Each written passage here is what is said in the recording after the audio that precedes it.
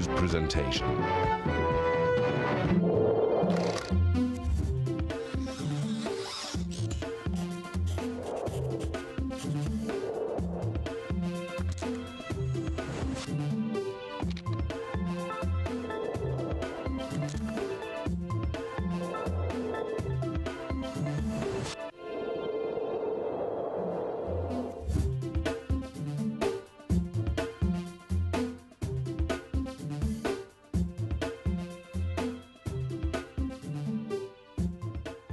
Sesiphinze sahlangana futhi mbukeli. Hello sanibonani babukeli, welcome to this program. Asiphinze sinamukele kulesinye futhi isigaba sethu salolu hlelo Yilungelo Lakho, it's your right, your consumer affairs TV show coming to you live on SABC 1 Mzansi for sure. Ligama lami ke ngiJonathan Lungu. Njengenjwayelo ke kuhambeni kwesikhathi sitavula tincingo tethu ukuthi nawe mbukeli uvakalisele uvo lwakho. Likungo lethu estudio lithi 0117946918 noma 7146919. Ungathumela i-SMS ngokuthi uthumele igama lelithi right ku 33726 noma uthumele i-email ku consumer@sabc.co.za. Alternatively, visit our Facebook page Yilungelo Lakho or uthumele i-tweet ku @yilungelo.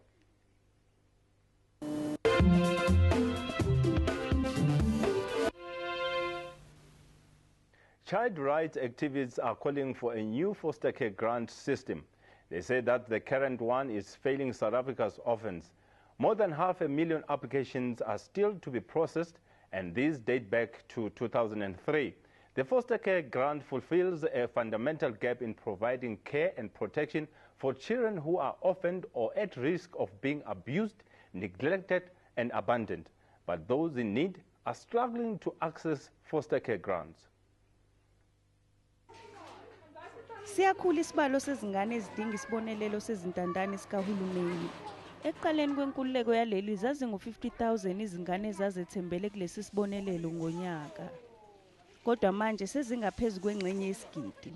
Ezihlukunyeziwe, ezinganakekelwa, ezilahliwe, nezintandane ezenziwa ngabazali ababulawa yisifo sengculazi nesesandulela ngculazi. Imindeni eminingi nebala ogogo abafake lesi sicelo sokuthola lesi sibonelelo ithi ziningi izihibe ehlangabezana nazo emahhovisi ezenhlalakahle ngalolu hlelo. Inkinga yesibalo esincane sezisebenzi zezenhlalakahle, ukusalela emuva kwamacala ezinkantolo, ukusalela emuva kwezicelo ezintsha kanye nalezi ezivuselelwa njalo ngemuva kweminyaka emibili. Lezi zihibe zinomthelela omubi ezintandaneni zakuleli. Inhlupheko, ukuhlukumezeka, ukungathola amathuba emfundo kanye nezempilo nokunguxhashazwa okukhulu kwamalungelo ezingane. Lokhu sekwenze ukuthi osingabazali abaningi bayeke ukuqhubeka nokufaka lezi zicelo zalolu hlelo. Izishoshovu ezilwela amalungelo ezingane zithi lolu hlelo luxhaphaza amalungelo ezingane kakhulu.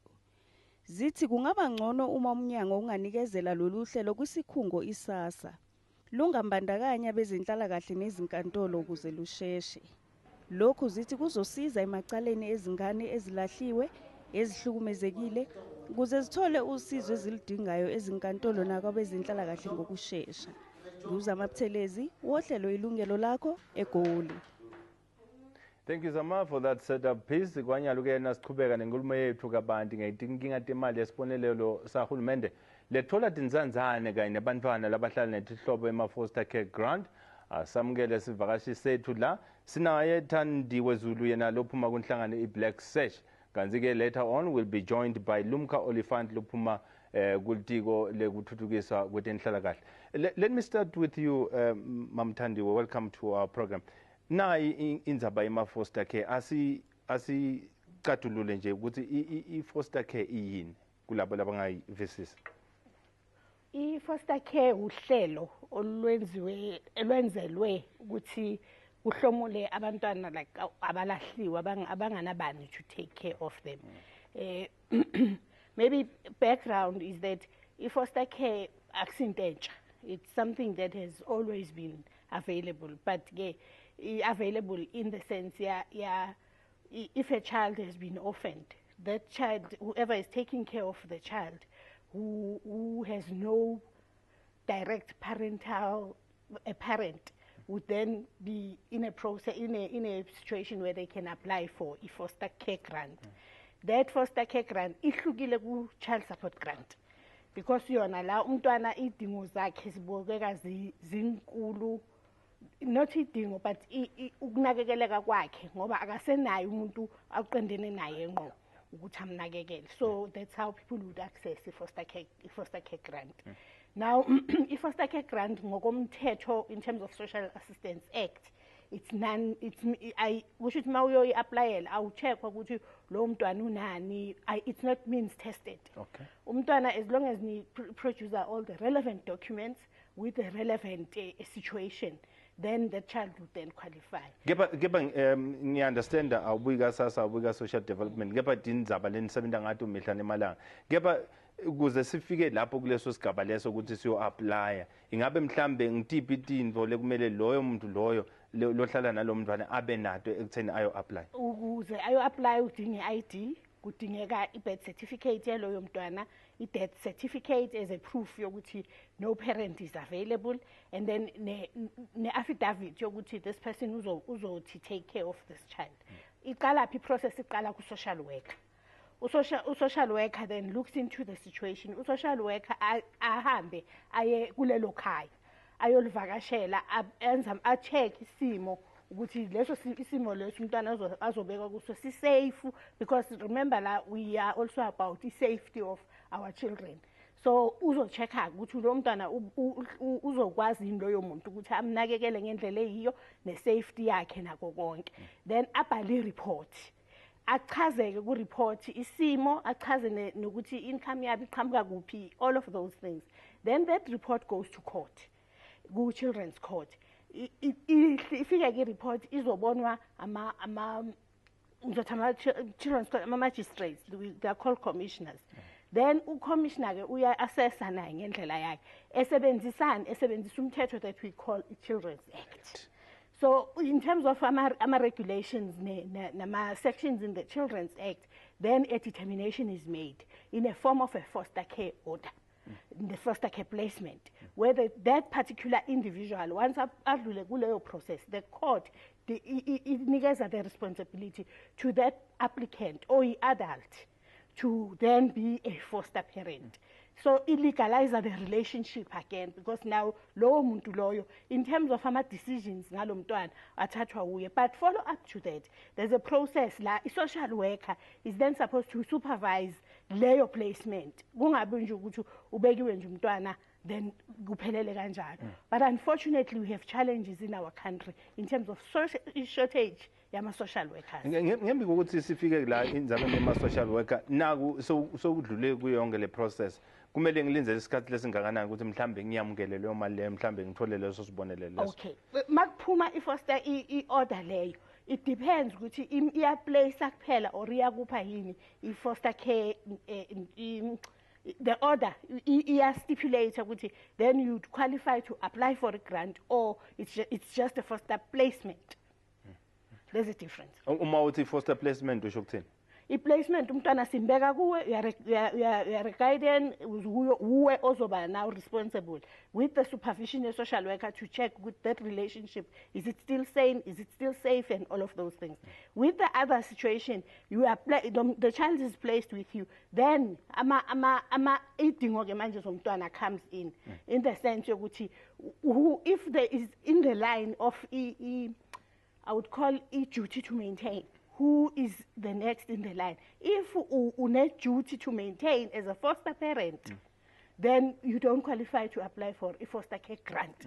You then qualify to apply for a child support grant if nakhona child support grant is means tested. And then uma usho ukuthi i-duty to maintain kusho ukuthi mhlambe wena njengomntwana lona lo mntwana uyakhona esikhwameni. It's not about ukuzikhona, it's about the duty. Yeah, the responsibility you have. It's ngichaze ke duty to maintain. Duty to maintain talks to mina as a mother, I have a duty to maintain. Ubaba womntwana as a father has a duty to maintain, right? Labo bantu labo ngabathathu base maintenance court. Kuyofuneka in terms of private maintenance, kuyofuneka i-maintenance manje. Like for instance, ngiyacabanga ukuthi siyalazi lelo hlelo lokuthi uma ngabe umntwana uhleli nomama noma uhleli nobaba, any of the parents ongahleli naye une-duty ukuthi amondle lo mntwana, not just ngemali but nokubuilda the relationship and all that. Uma ngabe ungakwenzi lokho kunohlelo le-maintenance court oluzolandela ukuze eze naye abe part of the process yokukhula kwalo mntwana. So whose responsibility it is to follow that up? It's the person ohleli nomntwana. Kwi-case yama-parents. Now, next on the line, Ukraine. The granny has a common law duty to maintain. Okay. The elder sibling has a common law duty to maintain. Now, leyo nto ichaza ukuthi ke if i-court will apply to be a foster placement, foster care and all that, then if we need duty to maintain, the magistrate may agree to placement but not give extension in terms of application for foster care grant. Okay. Now, as a caregiver, depending on the means that you have, you can then look into social assistance in terms of the child support grant. Le 880 uzokwazi ukuthi lo mntwana akhule. But uyawathinza ukuthi iSouth Africa noma iNingizimu Afrika ibukene nezinkinga uma kubuka ngase ecathini lema social workers noma labo labasita babahlale noma takhamuti. Nayi inkinga lenye lekhona before sifike lapha. Naba abantwana labasala nemakhaya labangasenabo batala ingabe ubona kwende kanjani ihamba njani le process? The child-headed household. Yes. In that situation, uma ngabe leyo household leyo inomntwana omdala or over the age of 18, lo mntwana loyo uyakwazi ukuthi ayo-applyela i-child support grant for labantwana. But leso simo leso sifuna ukuthi kuyiwe kuma-social workers siyobikwa ukuze i-social worker yenze analysis of the situation in terms of amanye ama-programs that are available for labo bantwana ne-safety yabo, because remember kunama-relatives ukuthi maybe in that situation is it conducive ukuthi bahlale bodwa, like bodwa. There's a program that I have been exposed to ngapha eDoornkop where the community, there's an organization, a facilitator, a situation where in that street where there is that child, they will have an adult person who comes in and checks them. Bayahamba labantwana bayesikoleni babuye batholila i-breakfast, i-lunch, benziswe homework and all that. Bahamba babuyele ekhaya. So there's an adult or supervisor. In terms of the formal processes, the social worker will be then, because that child will need to be, that household will need to be looked at in a different way. Briefly before kuvakashele titole, ingabe nina njenge-Black Sash, njengoba siuye wachaza nayi i-process iyonke, ngitiphi mhlambe tinto leniye nathi pick up nathi ukuthi thola ukuthi tiyinkinga lenkulu? Inkinga enkulu esibe nayo ukuthi in terms of the Children's Act yaka 2005, section 150 1A of the act. Njoba bengike ngachaza ukuthi ekuqaleni ugogo beyaye apply yenziwe leyo process ugogo angene abe foster parent akwazi uku-accessa into kanye. That act manje, the act as it stands now, ithi umntwana who would qualify for foster care would be an abandoned child, would be an orphaned child, and have no visible means of support. Okay, ngicela sibambe lapho sesithandiwe. Kiba ngembi kokuthi sivakashele tolo, let me remind you that you can send us an email to consumer@sabc.co.za. Ungaphindze usivakashele ku Facebook yethu Yilungelo Lakho noma uthumele i-tweet ku @yilungelo, kaze ke ungasishayela nelicingo. Kaze ke uma sibuye titolo sethemba ukuthi sitabe sinaye lumka olifant lovela etikweni lethe kuthuthukiswa kwemphakathi. Asithi kuya etitolo. Siphinze sikwamukele futhi mbukele sikhuluma ngemali yesibonelelo sahulumende lekuyimali etholwa abantwana labadinsanzane noba labahlala netihlobo njengoba labanye bathola bumadima ukuthi bayithole. Na ufuna ukuxhumana nathi ubekele uvo lwakho ke ngayo lenza bayilo mhla, you can call us on 011-714-6918 or 714-6919 or send us an email to consumer@sabc.co.za. You can also SMS your thoughts to 33726. Alternatively, sivakashele ku Facebook yethu Yilungelo Lakho or send us a tweet ku @yilungelo. Kanti njengoba ngiye ngathembisa sekukhona ke lumka olifant lovela lapha etikweni lekuthuthukiswa kwemphakathi. Welcome, ma'am. Thank you for having us. Sesilumka sesiye sayibeka indzaba yema foster grants. Kepha inkinga lesiyibonako njengoba sikhuluma ngayo lendzaba indzaba yekuswelakala kwabantu labenta lo msebenzi ema social workers. Ingabe mhlambe lenkinga ingakanani kule tiko? I think, Jonathan, we have not denied as the department that there's a shortage of social workers. That's why social work was declared as a scarce skill by government. And social development has been on a drive to recruit social workers and also employ child and youth care workers. And we're not denying that there is a problem, you know, and that's where we are.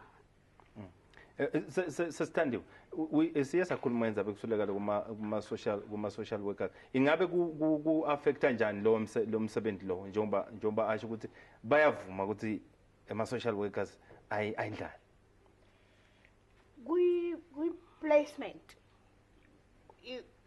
njengoba besengachaza ukuthi that arrangement ye foster care placement, it needs a social worker who will be doing a regular visit and monitoring the relationship and nurturing that relationship and giving support to that family.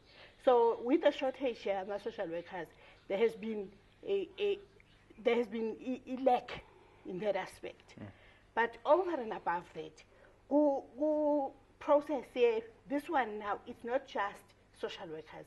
It's linked to the Department of Justice in terms of processing the files in the foster care, the foster care application.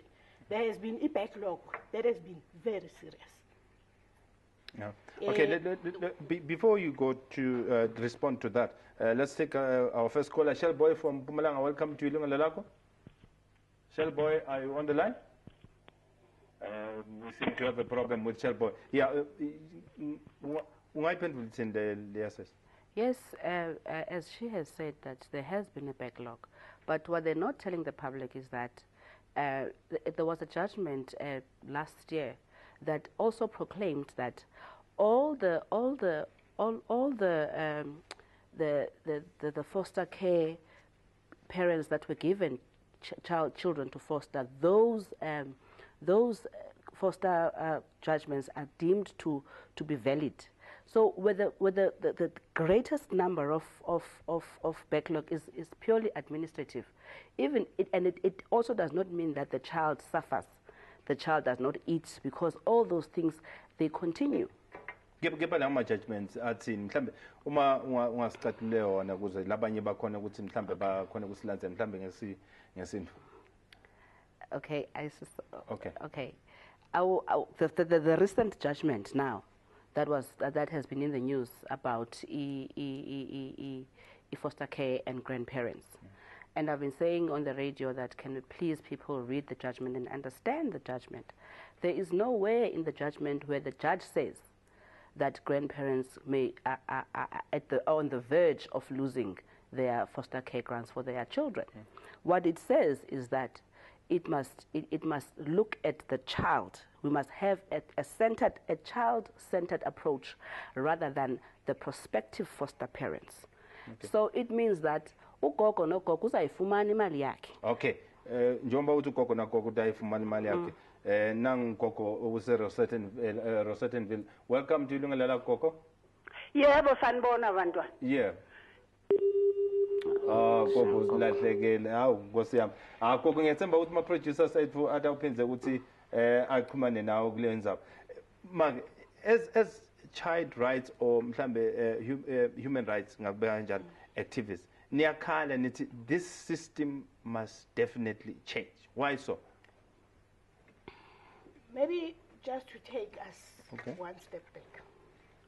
We are aware of the judgment April last year.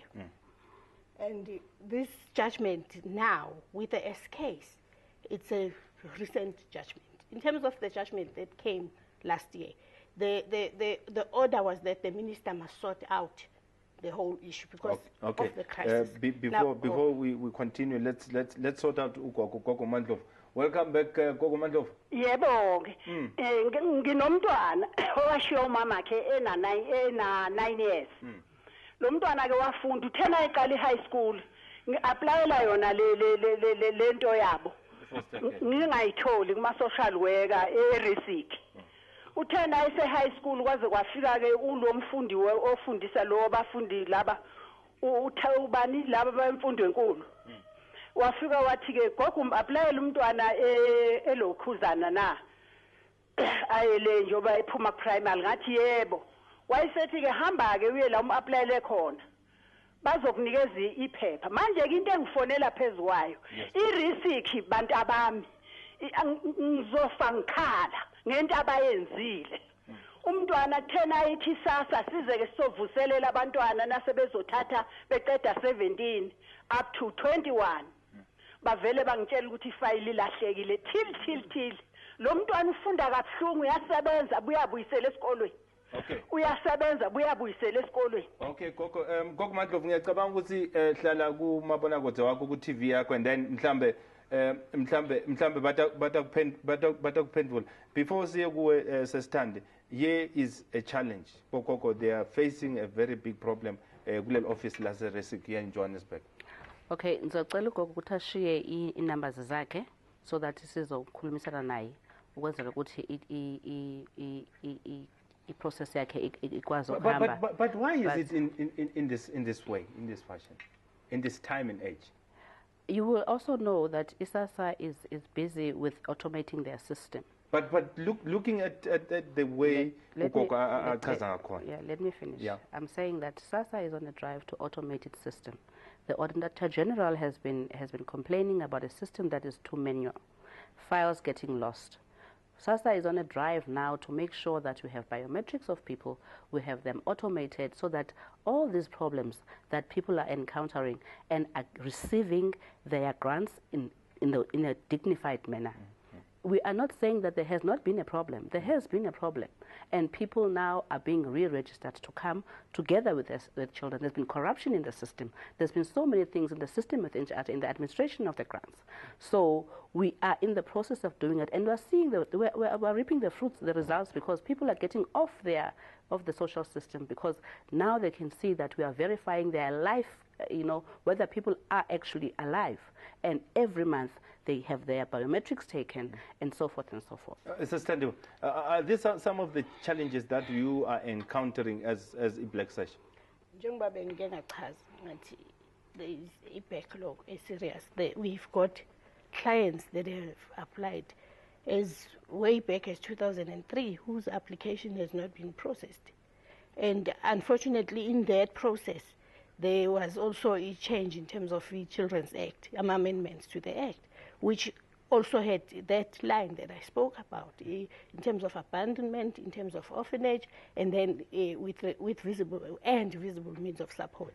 Now, when the time comes now for this particular individual who would be pursuing the application, then it calls for that person to start all over again. Before the amendment, it would have been a different scenario. With an amendment, visible means of support kicks into the picture, often and whatnot. It kicks into the picture, which then, in a particular way, kicks some people out of the system. Okay. In terms of just access, I'm not talking anything else. I'm just talking about a person who is outside the system wanting to enter into okay, the system. Before Samki, welcome to our program. Yes. Samki, ngicela ukuthi uvale ivolume ye-TV yakho. Okay, angikho right man. Okay, qhubeka. Yeah, mina ngicela ukubuza ukuthi kanti i-foster care ithatha isikhathi esingakanani ngoba lana sihlala nogogo nengane engenaye umzali nobaba wayo washona kuyikona ukuthi ubaba wayo isitifiketi sethi akanaso ugogo kwabhalisa yonke into yenziwa kathiwa bazofika bona la ekhaya kuyimanje azibafike from 2010 until now impendulo ugogo akayitholi usalindile. Okay, all right. Now Sesilumka, just take us on before we go to the break. Right. I think it's also mischievous for people to read the judgment in what they want to read. The judgment is a story of the case, And if you look at the story of the case that has now been proclaimed by the South Gauteng High Court, you will see that there is a child who was staying with a grandmother in the Eastern Cape. Grandmother dies, mother goes and lives in Johannesburg, mother dies in Johannesburg. And let's look at what the judge says. Okay. The judge says, Jonathan, can I finish, okay. Jonathan? Because of time, I think you have explained that some of the people, some of the people they misjudge or misread. It's just plain mischievous, Jonathan. Because can I read you what the judge says? Briefly. The emphasis to judicial officers to interpret the Children's Act in a constitutional way and not concern themselves with reducing the number of cases. Okay. And it tells them that they should not, they should be child-centered. Okay. All right. Let us not dwell much on the judgment, because anyway it will take us out of this conversation. Just go through some key. This process is really frustrating these people. Just briefly. Firstly, we need to tell Samke that it is not about the money. Firstly, you can't put the money first when the process has not been done. Okay. A child must be proclaimed by the court of law that the grandmother must foster the child. Okay.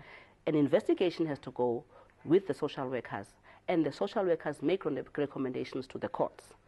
So social development, unfortunately, does not control what goes on in the courts and how the processes are going. But where we are lacking could be that we have not been communicating to the GOGO that where are they, and we take responsibility for that. Okay. It should not happen that people don't know how far their cases are. Okay, asibonga kulenza sesilumka. Sivakashele tolo futhi, please join us after this ad break. Welcome back. Asiphindze sikwamukele futhi mbukeli wena losanza kuvula amabonakude wakho. Asikhumbuze ukuthi inkulumo yalomhla imayelana nemali esibonelelo sahulumende lenikatwa abantwana labatinzanzane noba labalengekelwa dihlobo. Indzaba lesiyibukela umhla ukuthi kungani labanye bakuthola kulukhuni ukuthi bayithole leyo mali, nekuthi ngutiphi itinyathelo lekumele bathathe kude baphumelele. Ngabe likhona lihlelo lohulumende lalisebenzisako kude asite labo labanesidingo sayo le mali. Na ufuna kubeka luvo lwakho uchumana nathi unathi inombolo 01171691869119. Kanti ke lapha ehlelweni sina Thandiwe from the Eastern Cape. Welcome to Yilungelo Lakho sis. Mola tata. Yeah.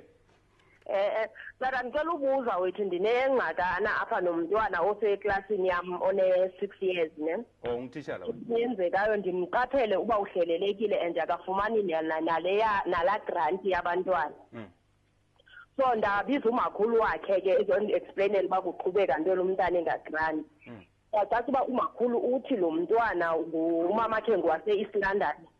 So kwathi umamakhe wasweleka, esobe eswelekile umamakhe wabizwa umama katata uba makazothatha abantwana bakhe bayasokolisa bayi-2. Uthi wayobathatha, mase ke fika nabo ke ngoku notata wabo wasweleka. Ngoku iproblem athi leli khona aba bantwana abanayo, ayikho into kamama abo, ideath kamama, ideath certificate kamama abo, utyala umakhulu waseMpondi ukubanika. Okay. All right. So ngoku kunzima noba bafumane kwamali, sibonelelo khona sibonelelo basifumanayo. Okay. Sesithandiwe uyafuna ukuthi mhlambe sesilumka akuphendula njengoba usabambile. Ndingavuya tata. Okay. Nangu sesilumka. Sawucela okokuqala usithandiwe ukuthi axhumane nathi. Sawuzama into yobana sithumele social workers phaa kuye endlini okanye esikolweni, ngoba that case needs to be investigated by the social workers and they need to know what is going on. And umakhulu cannot hold children at ransom ukuthi bangafumani isibonelelo sabo. Ingabe kulicala lo? It can be. Maybe just to add on, with a program Kasasa, in terms of there's an alternative form of identification that SASA utilizes. In the meantime, I would advise Utandi ukuthi magaye SASA ugogo, ahamba SASA achaze isimo sakhe. They will accept the alternative form of identification whilst the issue, yet that certificate is being sorted out. Okay. Then uzongena kuhlelo that is called a social relief of the distress. Gepa process ukuthi aye kuphi? In the meantime, I am officing SASA. Okay, but then I think in line with what Ulumka has just said, that follow up to that, they need to go and have a social workers intervention. Okay, sesithandiwe ngicabanga ukuthi uyivile leyo mhlambe leyo process lekumele gogo ayithatha. Ngithi siyabonga sesithandiwe. ndikhona funeka yesasa nekwakhona but wayeyile semba funa izinto zikamama wabethi ngakweso sithuba Ngingatsho sithandiwe because kuyenzeka ukuthi i-officials nazo izinto fanele bazenzile bangabaxelela abantu. We need to say that and say to people, khona i-alternative form of identification. Akekho umntwana eSouth Africa whereby imali urhulumente ayikhupha abantwana bangayifumani imali. Imali yabantu leyana. Xa ngaba umuntu ufumana ingxaki makasifonele nathi. I-phone number yami is always open. Ndiyacela nani into bana nibanike inamba zabantu because it should not happen. Imali yabantu base-South Africa, that is constitutionally their right. Okay. Ngiyacabanga ukuthi lethu inombolo lethu sizama ngamandla ethu ukuthi sithi khombise ukuthi nawe lapha ekhaya ukhona ukuthi mhlambe ulandzele mhlambe ubafonele ukuthi uthole leyo mniningwane leyo. Let's look at the process. Uthithe kunehlelo lengena kulo lolusha. Take us through that process. The SASA, are you talking about SASA? Yeah. Okay. You understand that Auditor General has been complaining about corruption, has been complaining about the backlogs, has been complaining a lot of things about how we've been doing our business as SASA. There have been lots of people who have been in the system that are not supposed to be in the system. Abanye amazwe, abanye nje has got too many children. Abanye banantwana abathathu, you know, that are just there and are claiming imali kahulumende. So SASA this year then went out and started a process of trying to make sure ukuthi abantu they are verified, life verification. That ubangaba ungumama onomntwana ubhonzo wakho funeke ufakwe so that into bana sidibanise i-information yakho ne-information as a home affairs, ne-information as a pension fund, ne-information that is all over. And the most different thing now is that abantwana abafumana i-child support grant umama ngokufuneka aza nomntwana so that we can take their biometrics. And then labe foster care? Nabe foster care angithi yonke i-process isaqala ngolo hlobo zonke izinto, and we've just started in April and we're looking at different forms of how we can better a system yethu. For instance, those that who are getting their grants kuma bank, we have not gone to them and said to come and get a new SASA card because we are busy dealing with the ones that are getting imali yabo cash, but we can stop the queues that ogogo bethu that that have to queue on for longest times. Ugutu gogo, if ufuna ubheka eJoburg uhlala emakhaya, she does not have to worry about not getting imali yakhe ngoba funeka phinda buyele ekhaya futhi ayopay imali yakhe. So he process, and we are calling on also you as communicators that to help us and assist us in all these things, you know, because we want people to get onto the system so that they can receive a grant in a dignified way, and making sure that SASA pays the right grant to the right person at the right time. Na lenye SMS lesithola la ukuthiwa umntwana waniketwa babu wakhe back to the father. Kepha lo kune indzabe ukuthi lo make usathola le grant. Akumelanga iyatsho SASA itsho kanjalo kurongo ukuthi umama athathe imali yomntana engahlali nayo. As social development we are saying the grant follows the child. Apho umntwana ahlala khona i-grant mayiye khona. Okay, ngiyacabanga ukuthi people must report these things. Okay. That ngiyacabanga ukuthi you take us through that process ukuthi umntwana mhlambe uma kube netinguquko kumele kwendeka kanjani. Kepha njalo ngicabanga ukuthi kutamele ukuthi sibambe iclass emandi bese sesivakashela itolo. Asiphinde sivakashele itolo, please don't go away.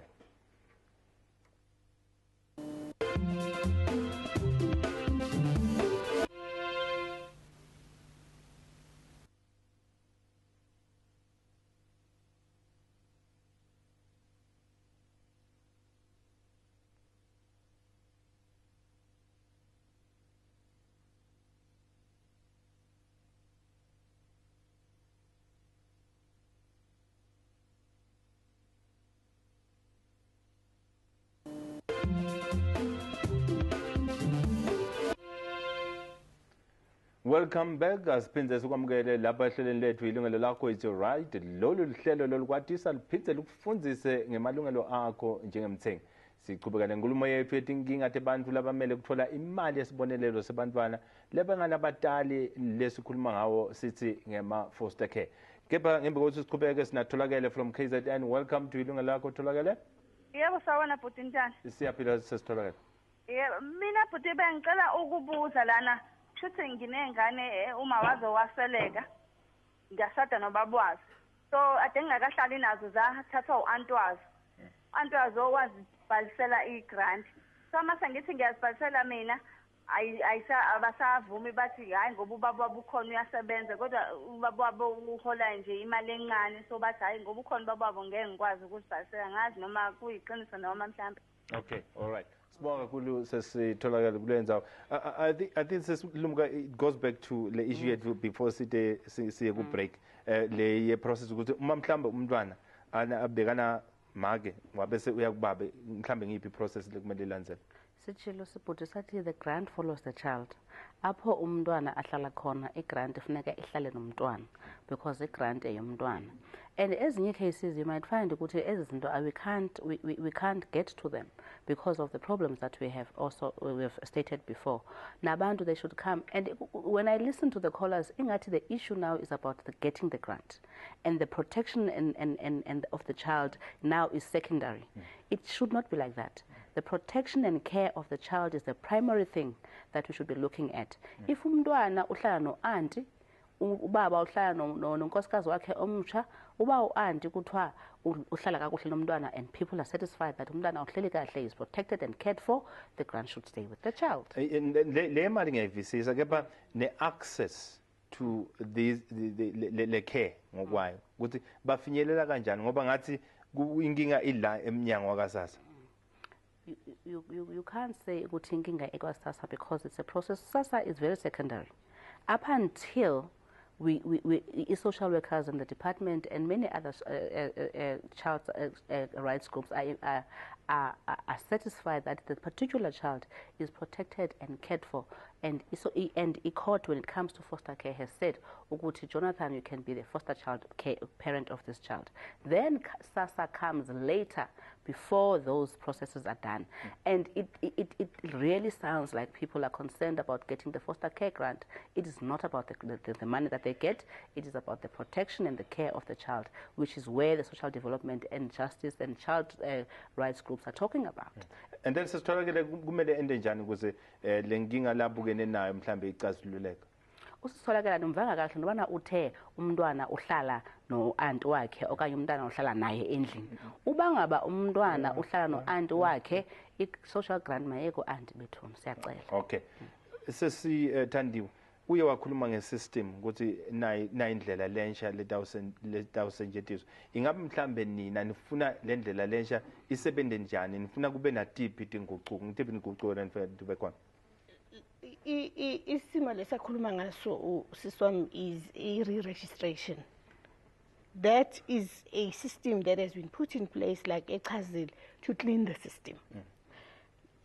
With regard to the current situation and where we are coming from, after this court case, the S case that last week, it is a situation that says that puts us as if we're asking for something that we haven't thought about. We've read the judgment. And in terms of the implication of this judgment, that's where we're coming from. The implication is that once the review process, the foster care grant, earlier on, process and the review process, once the review process comes into place, the grandparents who has been in the system, our fear is that they'll be kicked out by the system, in the sense that once Ugogo has to apply, to be reviewed and all that, now it goes to the common law duty to maintain. Is that going to be the case? It's not necessarily. I'm not saying it's going. Our fear where we are standing. Hence the engagement with we are seriously, and we've been in meetings with last week. We've been in meetings in terms of, because she has said, look, guys, you out there, you are the ones who are coming across these cases. Can we come and talk? I'm prepared to listen to you. I'm prepared to hear what exactly would be our challenges so that we rectify. We have been part of the consultative processes last year in terms of reviewing Children's Act, and we've made submissions. And like my colleague has said here, that the department is not denying, and they've actually accepted those submissions that we've made with the follow-up process in terms of them going for debates in Parliament and them being made law. Okay, all right. Let's take Nosangi before we go to you. Nosangi from Free State, welcome to Yilungelo Lakho. Hello, Putinjani. Siyaphi. Siyaphila nami ndicela uyibuza komama apho mna ndisuka Eastern Cape ndifuna ukubuza xa mama kazona ushiya nje kumama eJoburg then wahamba ubuza lo mntana akhe qualify Alright, thank you so much. Sesikhuluma kosa kuwe lo mbuto lowo and kunyalo siyatola phinze sihlangana futhi please stay.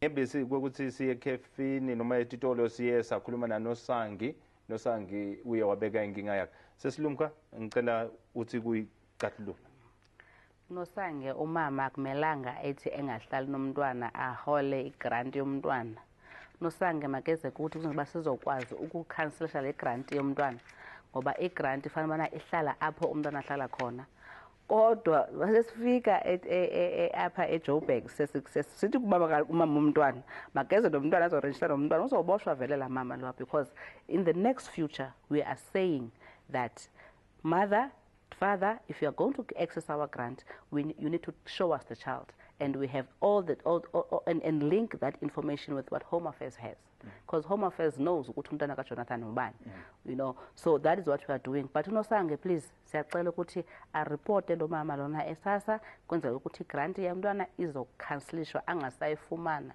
because akahlali nomntwana. And then you spoke of the verification process. Ingabe mhlambe le bantu labafana laba iyabathinza yini kulesikhathi kule period lesikuyo? Usho ukuthi abantu bayireceive yengo. Hayi akhondo ezakwenza ukuthi abantu bangayitholi grant yabo. Angithi bayaza every month bazothatha imali yabo esasa. Kuyenziwa ke khona uyathatha ubhonzi babo uyanika imali yakho uyanika ikhadi lakho elitsha. So akhondo ezakwenza ukuthi abantu bangayifumani igrant yabo. Sesithandiwe uye wakhuluma nganayi iprocess uwaleyile mafias ukuthi bogogo angeke balahlekelwe ngilenzuzo yabo lebayithola. Eqaleni ngeke ngakhuluma ngeissue ye-access. On a day-to-day, we see clients that come to our office because they've been failed by the system. We've got a case that went through the court. This is a granny who's staying with my grandchildren. Okay? In terms of the line that I spoke to, the section 151 looked at abandoned, orphaned, children are orphaned, visible means of support. The court ruled against the granny, and they were saying, she has visible means of support. You look at the file, you look at the content in terms of the income of that family. The granny is a recipient of disability grant. And in terms of the legislative framework here, social assistance is not. So where did it go wrong? It's that line, the magistrate's interpretation. That's why the S case, it was also the issue, the interpretation of a magistrate. If you read the judgment as it stands now, that ruling of that court is like also being challenged from an angle protection, from an angle care, from an angle interest of the needs of the child. It has been is that sending us back to square one? Let me also clarify. The judgment says the questions to be asked are, does the child have the means to support him or herself? And he further says the inquiry into the needs of the minor child is a factual one, focusing on the financial means of the minor child and not on the financial needs of the prospective parents. So grant yabo gogo is already a means-tested grant. And I want to put you in the picture. Minister Wetu is a co-chair of the IAG on an advisory group on HIV for the United Nations. The United Nations does recognize that after everything that has happened, you know, these problems are going to be the problems of social development, and we are going to be left with so many kids that are going to be abandoned and orphaned. How then can legislation here to say that Uguti Ogogo will not be able to look after these children? Okay. It clarifies it. It clarifies it very clear. Uguti, we should look at the child. Okay. Ngiyandisele ngemzuzwana ukuthi sivale hlelo. Ngicela nje take us through the process ukuthi mhlambe abantu mabafuna sithi kumele baye kuphi bathola nabani ngitiphi into lebekumele babe nato. Just briefly. Sicela into bana uba ngaba zikhona i-NGOs ezifana ne-Black Sash endaweni zabahlala kuzo bachaze ukuthi i-problem esinjani na. Social workers should also be notified as to cases zabantwana. And if you're not getting the response that you want, you have a right as a citizen to complain and say ukuthi, you know, I went to this office in Krugersdorp or wherever, and I'm not getting the result that I want. Where is my case? Okay, because of time, Sister Andy, just a second. The Children's Act resides with the Ministry of Social Development. The courts interpret what the ministry has put in terms of legislation, and the interpretation thereof had impact. It's continuing are you going to still contest the case? Not to contest the case. We are engaging with our processes where we are saying to the minister, look at this from our angle. We are also proposing that they come not necessarily for foster care grant, but they come with another form of assistance to the families. We have now come to the end of today's show. Would like to thank our guests for making time to be on our show. Spinze sibonge nani babukele ngokuthi nithathe lesikhathi nibukele lo hlelo lethu Yilungelo Lakho nishayele netincingo. Please join us again next Friday for another consumer topic of the week from 1:30 to 2:30 in the afternoon. Mawufuna kubukela imbinza yelo hlelo ema repeat, please tune in to SABC 1 every Monday from 9:30 in the morning to 10:30. Kindly email your thoughts about this program to consumer@sabc.co.za. Noma shaya uthumele fax 011746420. Ngaphinda ukuxhumana nathi ku Facebook or follow us on Twitter. From me, Jonathan Lungu, and the entire Yilungelo Lakho team and studio crew, kuthula nethando kube nani nisale kahle. Elakho mnganwa, elakho mnganwa, awungelakho mnganwa. Oma yakhe timpolompo, awungelakho mnganwa.